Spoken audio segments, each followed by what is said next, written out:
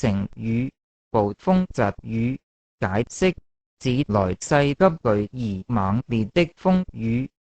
來源清史稿載2至3，同治3年6月初10日，定海暴風疾雨，壞國浮船，溺死兵民無數。例句：小小的燕子，豪莽的大海，飛住飛住，不會覺得倦麼？不會遇住暴風疾雨麼？我們真替他們擔心呢。鄭振鐸，海燕。